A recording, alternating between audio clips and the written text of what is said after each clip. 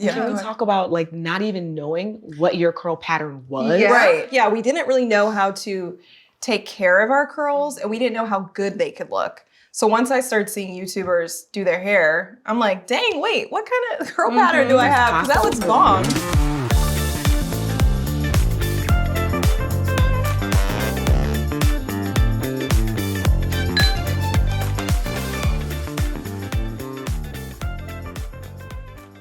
Hey everyone, what's up? Welcome to another round of Curly Cocktails. We have some very special guests today. I'm so excited. First off, we have Miss Jade Yasmeen, who is a visual artist and hyperrealism painter. She is amazing. Gotta look up her work. And we also have Miss Britteny Floyd Mayo, who is Forbes ranked celebrity wellness guru. Yeah. Welcome, ladies. Thank you so much for being here. Thank you for having me. Can we do a little toast? Welcome to Curly Cocktailz. Cheers. Brrr. Cheers. Cheers. So let's just dive right into it. Britt, I've been meaning to ask you, what exactly does a wellness guru mean? Yeah. What does that entail? Good question. I think that for anyone in the profession, it might mean something different. But for me in particular, I founded my own version of yoga, and I also am a positive psychologist, and I use the things that I've learned to teach women how to walk into any room and feel like that bitch. Nice. Mm-hmm. It intrigued me when I went to your website. The first thing it said was sophisticated community. That's me. What inspired you to create this lane for women with yoga, meditation, and then this other side of the sophisticated? Yeah. type? There's this like lane of women, a demographic of women that do not get served, where you're like, you know, I can't go to the club. I got work in the morning. I'm a mom. I feel like the club days were my yesteryears, but I still want a space to have cathartic release. I still want to turn up. I still want to shake my ass. And I create spaces for them. You definitely created like your own vibe, your own lane. Yes. I've never seen anything like it, so I applaud you for that. And do you ladies feel like you're able to wear your hair natural in the field you're in? Do you ever feel pressure to straighten your hair? I know a lot of women in the professional field feel like they need to change their hair to feel more professional. How do you feel being at art galleries and doing what you do? I feel I can wear my hair any way I want. Like that is the freedom of being an artist, specifically a painter, because before I took painting seriously, it was corporate jobs. So I did have to wear my hair straight. I had to wear it presentable, like quotations around that, presentable. But it's like now I can wear something that is me, you know, and it feels great. That's what I love about being in the creative space. I'm like, I don't want to work anywhere where somebody's telling me what to look like. Yeah. Want to do my own thing. What about you? I feel like it was less about my hair and more about my language or how I presented myself, especially breaking into the yoga field. There's this very specific way. There's a stigma, yeah. A stigma around sure. how yogis look and talk and act. And I think one of the things that I noticed when I first started teaching yoga was there was this idea that you have to absolve yourself of your blackness in order to step into spirituality. And I couldn't address the fact that like I am a Black woman and I'm having a very Black experience. So it wasn't so much about my hair, but it was about bringing my culture into those spaces. And I think hair is an expression of that, and having the confidence to say, I'm going to lose out on some things because of my language, because of how, you know, how much I want to infuse my Blackness and my culture into my practice. But ultimately, if it's not for you, yeah, you got to be authentic. Yeah. So what ultimately inspired you ladies to get into the field that you're into? Jade, how did you get inspired to become an artist? From the very beginning, my parents were artists. So I saw art all around me. I would go to art galleries growing up, and I think it happened naturally. Yeah. I took a chance going to LA to work with a mentor. I'm just like, I can do this too, you know? Yeah. As a Black woman, I can do this too. As a woman in general, I can do this. And, you know, there is no demographic for great quality work. I saw an article from Black Enterprise that you did, an interview. Yeah. And it said that you used to doodle when you were younger. And your parents would get mad because you'd like draw on the walls, doodle on the mail. But then your parents were like, wait, this shit's kind of fire. Like, so I can't be too mad. For sure. And if I have kids in the future, I would basically do the same thing. Yeah. I would say, you know, male is male, the walls will paint over it, but just like they saw something in you. Yeah, express your creativity in any way you can. Because that should not be stifled whatsoever. Yeah. What inspired you to create your own lane? Were you always going to like yoga classes? No. Growing up? Or what got you into yoga? You know, I had found yoga in college and it was because I needed anger management. And it was something that was mandated because I was just out of control with my anger. And I was really inspired by the practice. But I got married and started having kids and really kind of put it down. And it wasn't until one day after I realized this marriage isn't working, I'm leaving, I felt super lost. And I was like, I don't know who I am or what I want. And I asked myself, when was the last time you felt like yourself? And the only thing I could remember was 6 or 7 years before when I was in a yoga class. And so from that moment on, I said, okay, I'm going to immerse myself in the practice. I applied to a bunch of different ashrams where you learn yoga and got into one in Rishikesh, India. Went out there, spent some months. Yeah, I went on like a whole Eat, Pray, Love. Then I went to Rio and Shanghai, and I had found myself. I had just told myself I would never, ever, ever lose me again. And once I found me and I came home, I realized, damn, a lot of my friends are lost too. How can I replicate this process that I went to or that I went through to help other women? I love this random line from a Jay-Z song, but he's like, I wish I could give you this feeling.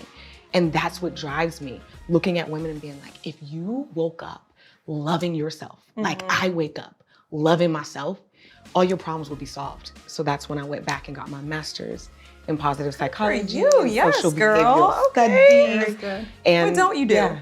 I don't cook. Nothing. Oh, okay. Well, you know. So I want to know, where are you ladies from? And were there other women of color, other women with curly hair in your neighborhood? Did you embrace your curls when you were younger?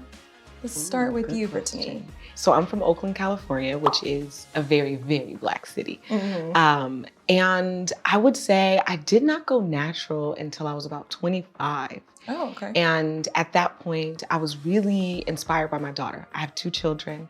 My daughter's 13 now, and she's a curly cutie. Okay. But you know, I just wanted her to feel like I was proud of the way she looked. I was in corporate at the time, and when I went natural, the first day I came to work, oh girl, you didn't want to. Oh, really? And that really, really hurt my heart. Going natural in 2006 was almost like an act of resistance. Yeah. Curly hair was like almost as radical as tattoos on your arms at one point. You're like, wait. Which is crazy. The way I was born is radical to show up as? Interesting. Yeah. Never understood it. What about you, Jade? No, I'm from Tampa, Florida. So I think it was a little bit easier because we had, even in the corporate settings, like in jobs, it was still like a mixture of everybody. Like we had people from the Caribbean, like so many, it was like a melting pot. I did not embrace my curls until adulthood, pretty much. I would always go to the Dominican like salon and get the blowouts. Like that was my thing. Yeah.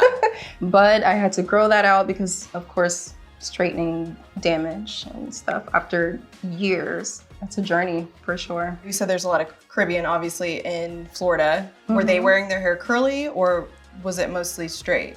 Straight. Yeah. It was straight. Yeah. So it was like we were on the same page. Right. Like, everyone's going to the I want salons. to, but Yeah, exactly. Makes me so sad. I know. So like, why couldn't we wear our own hair? It grows out of our head. It's crazy. But I think with the YouTube thing, it made it acceptable. Yeah. Like we saw other women embracing their natural hair through the internet. And we're like, okay, I have that texture too. It's relatable. So we can actually find the products that work for us. Yeah, we talk about like not even knowing what your curl pattern was. Yeah. Right. And how to take care of it. Right. It's like, I feel like I didn't know what my curls were until I was like, hey, I gotta cut it all off. That's crazy to like not know that information about yourself. Yeah, we didn't really know how to take care of our curls and we didn't know how good they could look. So once I started seeing YouTubers do their hair, I'm like, dang, wait, what kind of curl pattern do I have? Because that looks bomb. Yeah. Yeah, so once I started seeing that, I'm like, okay, I need to like put down the straightener. Yeah. What would you ladies say is the highlight of your career? Let's start with you, Jade. That's a good question. I would say the end product. Like, we're supposed to enjoy the journey. Like, that's, you know, you do enjoy the journey.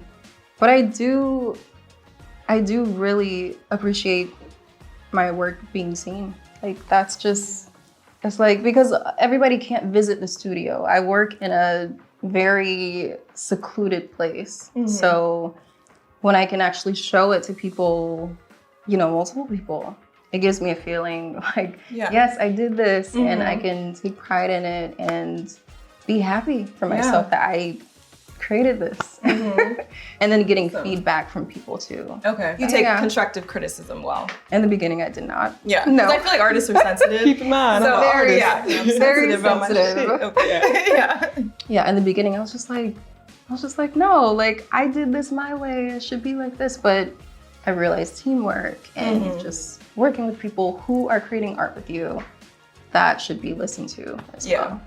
Super dope. Yeah. Nice. Brittany, what about you? Oh, I went on a field trip with my daughter's school, and remind you, my kid's a teenager. Means automatically I'm not cool because she's a teenager. Right. I be trying to look. I'm the baddest mama at the school. You're like, she don't be wanting to hear it. it. But meeting some of her friends, and they're like, I know you. Your daughter showed me your videos. First, I'm like, ooh, which ones? Yeah, you're like, oh no. Which ones? Yeah. Because her mama is sophisticated ratchet, but knowing that that my daughter is like looking up to me and the way people describe her personality, a lot of it comes from what she gets to witness when she comes with me on tour and when she witnesses me have these meetings where I'm saying, this is what we're going to do.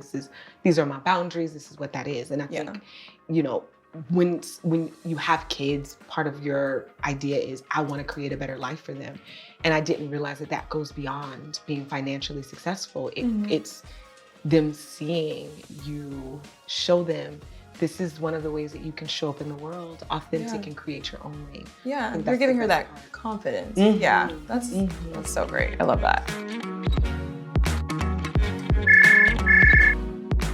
All right, you guys, you know what time it is. It is time for our Curly Cocktailz hotline. So Eden from Germany wants to know, what are your ladies' go-to products? What's that one product that you can't live without, that you gotta pack in your bag when you travel? I use a lot of products, but I would say cream-based products are really good for my hair. Carol's Daughter, the ginger, that line is really amazing. Just anything cream products. With a little moisture. With moisture. I feel like I need that too. What about you, Brittany? My go-to is Kinky Curly Not Today. It's a leave-in conditioner and detangler. That's by Kinky Curly? The brand is called Kinky Curly. I've used the gel, Yeah, Not Today. And it's a really good base. You always like put some water in your hair, and if I really need oil, I'm in someone's house like, yo, you got some like olive oil, like grapeseed or something like that? Girl need to shine. So, but hair products, I never travel without that one. Okay, I need to try that. I've never tried that. And then my go-to, I feel like I always need to use Camille Rose, the curl maker. It's like the best gel. I feel like it really elongates my curls, like, because I have a lot of shrinkage. So when I use that, I feel like it feels a little bit longer. So that's one thing I can't live without. I've had such an amazing time with you ladies, getting to know you better. And I know our viewers want to follow you guys, so let me know what your socials are. What's your Instagram, Brittany? Trap Yoga Bae. Trap Yoga Bae. What about you, Jade? Mine is Jade Yasmeen. It's just my last name cut short, Yasm. And you guys know what it is. Don't forget to like, share, and subscribe to Curly Culture. We will see you guys on our next Curly Cocktailz. Thank you. Did that. Ow, did that. Hey. What should I say? Sorry. I'm really hot, and so it's like really making this drink feel stronger. You're doing amazing. No, seriously, you are. You're doing great. Hey, you guys, what's up? I'm Ava Pearl, founder of Curly Culture, a community for people with all types of curly hair, from a 2A to a 4C. Let us know what you guys want to see in the comments below, and we'll see you guys on our next episode. And don't forget to like, share, and subscribe to the channel.